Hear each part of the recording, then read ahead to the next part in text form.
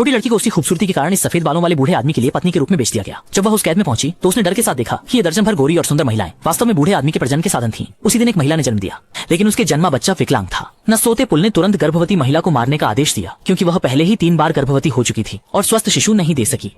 यही उसका भविष्य होगा। सोचकर उसने ठान लिया कि इस बंधन से भागना ही होगा। उसी रात फुरुई ने अपने बाल काटकर तीखे तेल से एक विग बनाई ताकि भागने की तैयारी कर सके। जैसा कि फुरुई ने सोचा था, आधी रात को कुछ लोग उसे लेने आए। दरअसल सफेद बालों वाले सिरफिरे बेटे ने दिन में फुरुई के बाल पसंद कर लिए थे। जैसे ही उसने बाल उठाए और छूने की कोशिश की, फुरुई ने मौके का फायदा उठाकर कमरे से भाग ली। रास्ते में उसने अपने चेहरे पर थोड़ा तेल रगड़ना भी नहीं भूला। परिगत आदमी उसे खलिहान के किनारे तक पीछा करता रहा, लेकिन फुरुई कहीं दिखाई नहीं दी। क्या उसने आत्महत्या करने का फैसला कर लिया? बगल में गश्त कर रहे दूसरे बेटे ने उसे संदिग्ध तरीके से देखा और जिज्ञासा से भर गया। अपने पिता के खजाने को खो देने के कारण वह सच कहने की हिम्मत नहीं जुटा पा रही थी, इसलिए उसने बालों को खाई में फेंक दिया और फुरुई नीचे छुप गई। बाद में वह अमर पुल के दल में शामिल हो गई, खुद को एक पहिया कारीगर के रूप में ढालते हुए सबसे थकाऊ और खतरनाक काम करती रही। 7-8 साल तक काम करते हुए, जब तक कि बुढ़े ने सभी पहिए के कामगारों को एक सुपर ट्रांसपोर्ट वाहन बनाने के लिए नहीं बुलाया, फुरई को भागने की उम्मीद नजर आई। जब ट्रांसपोर्ट वाहन बना उस दिन, फुरई ने अपने सालों से इकट्ठा किए गए खाने को गुपचुप तरीके से वाहन के नीचे छिपा दिया। उसे लगा कि ट्रांसपोर्ट वाहन जैसे ही आधे रास्ते में पहुंचेगा, वो भागने का मौका पालेगी, परंतु ऐसा होना आसान नहीं था। वहां अचानक एक समूह बाइक गैंग का आ गया, जो ट्रांसपोर्ट ट्रक की जीवन आवश्यक वस्तुएं लूटने की तैयारी कर रहा था। उन्होंने ट्रक की छत पर विस्फोटक भाले फेंके, जिससे युद्ध के लड़के हवा में उछल गए। फुरुई के कार के नीचे छिपाए गए सारे खाने गिर गए, जिसका मतलब था कि उसकी भागने की उम्मीद टूट गई। और भी बुरा यह था कि बाइक गैंग ने कार के नीचे एक बम भी लगा दिया। फुरुई उसे निकालने की कोशिश कर ही रहा था कि उसे विरोधी ने देख लिया। दुश्मन ने फुरुई को कार के नीचे से खींचने की कोशिश की। इसी गंभीर स्थिति में एक युद्ध लड़के ने एक मैकेनिकल क्लॉ स्टार्ट किया और फुरुई को कार के साथ उठाकर उसे चलती हुई गाड़ी के पहियों पर डाल दिया। दुश्मन तुरंत ही कुचल गया। फुरुई ने बम की तार काट दी और उसे सुरक्षित रख लिया, क्योंकि उसे पता था कि अगर परिवहन वाहन पर कब्जा हो गया तो वह भी मौत से नहीं बच पाएगा। इसलिए उसने अपने हाथ में बम को जलाया और इस लड़ाई में शामिल हो गया।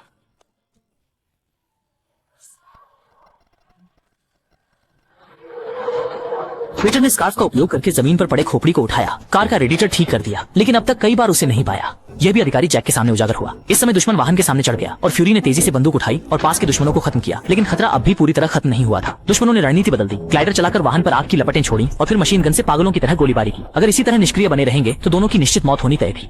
फ्यूरी ने अपनी जान की परवाह किए बिना कार की छत पर चढ़ाई की, वहां लगी हार्पून गन को चालू किया, दुश्मन की बड़ी हड्डी को सटीकता से निशाना बनाया और फिर कार की पिछली तरफ फिसल कर गया और घुमावदार मीटियोर हैमर को चालू करने के लिए स्विच दबा दिया। सावधान दुश्मन उसमें फंस गए और मौके पर ही ढेर हो गए। सब कुछ पूरा करने के बाद फ्यूरी ने बंदूक उठाई और जैक पर तान दी। उसे धमकाते हुए कहा कि गाड़ी साइड में लगाओ। कप्तान होने के नाते जैक बिल्कुल भी नहीं घबराया और अचानक ब्रेक लगा दिया, जिससे फ्यूरी का सिर चकरा गया और तुरंत उसे कार से धक्का देकर बाहर फेंक दिया। फिर तेज गति से चला गया। फ्यूरी को बीहड़ में फेंक दिया गया। उसके पास न तो खाना था और न ही कोई वाहन। वह निश्चित रूप से मारा जाएगा, लेकिन जैक अचानक वापस बीहड़ की ओर लौट आया। उसे असल में फ्यूरी की प्रतिभा भा गई थी। वह उसे अपनी टीम में शामिल करना चाहता था और उसे उजादी दुनिया में जीने का तरीका सिखाना चाहता था। जब फ्यूरी ने जैक को इतना ईमानदार देखा तो उसने तुरंत शामिल होने का फैसला किया और गार्ड मेंबर बन गया। वह रोज जैक के साथ सामान ढोने लगा। ढुलाई के 2 स्थान थे, एक हथियार कारखाना और एक ऑयल रिफाइनरी। उस दिन वे हमेशा की तरह ऑयल रिफाइनरी पहुंचे, लाए हुए भोजन के साथ पेट्रोल का आदान प्रदान करने के लिए। लेकिन वहाँ के बड़े भाई हैमर न सिर्फ जैक के एक मेंबर थे, बल्कि फ्यूरी की मदद भी कर रहे थे।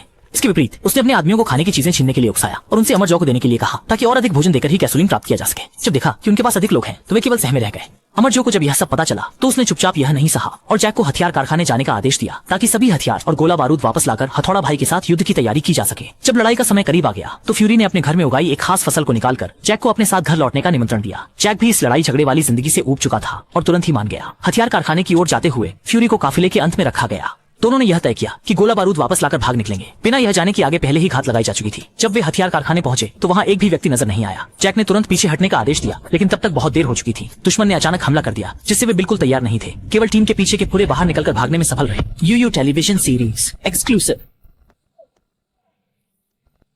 जैक वापस ट्रक में जाते हैं और गाड़ी को पीछे की ओर चलाते हुए दरवाजे के दुश्मनों को खत्म कर देते हैं। लेकिन जैसे ही जैक वापसी के लिए तैयार होते हैं, वह देखते हैं कि सामने से बड़ी संख्या में दुश्मन आ रहे हैं। उन्हें यह साफ होता है कि दोनों का भागना असंभव है, इसलिए वह आसमान में एक सिग्नल फ्लेयर छोड़ते हैं ताकि फ्यूरी अकेले बच सके, जबकि वे खुद दुश्मनों को रोकने के लिए आगे बढ़ते हैं। लेकिन फ्यूरी जाने का निर्णय नहीं लेते, क्योंकि इस समय के साथ रहने से वह जैक की ओर आकर्षित हो चुके हैं। फ्यूरी अंदर जाते हैं और एक लोहे की स्नाइपर राइफल सेट करते हैं। दुश्मन के सरगना हथौड़े भाई की स्थिति को निशाना बनाते हुए स्नाइपर की जगह की पुष्टि के बाद हथौड़े भाई ने रॉकेट उठाया, अपने आदमियों की मदद से आने वाली गोली को रोक लिया। सौभाग्य से वह केवल जमीन पर लगी और धंस गई। फ्यूरी को ज्यादा चोट नहीं आई। जब जैक ने अपनी प्रिय को घायल देखा तो वह वाहक वाहन को सीधे टावर की ओर ले गया। हेमर ने समय रहते पास की इमारत को पकड़ लिया ताकि वह लावे में न गिर जाए, लेकिन जैक का वाहन दुश्मन की क्रेन में फंस गया और अब वह खाई की ओर गिर रहा था। पूरी मोटरसाइकिल चलाते हुए आई और हाथ में पकड़ा हुआ हुक फेंककर जैक को सफलतापूर्वक बचा लिया। जब तक थॉर के माथात उसकी मदद में व्यस्त थे, दोनों ने मोटरसाइकिल से निकल भागने का मौका पाया और फिर कार बदलकर जल्दी से वहां से निकल गए। मरते मरते बचे थॉर उनको कैसे छोड़ सकता था। उसने तुरंत अपनी ऑफ रोड गाड़ी में उनका पीछा करना शुरू कर दिया, यहाँ तक कि बड़ा आयरन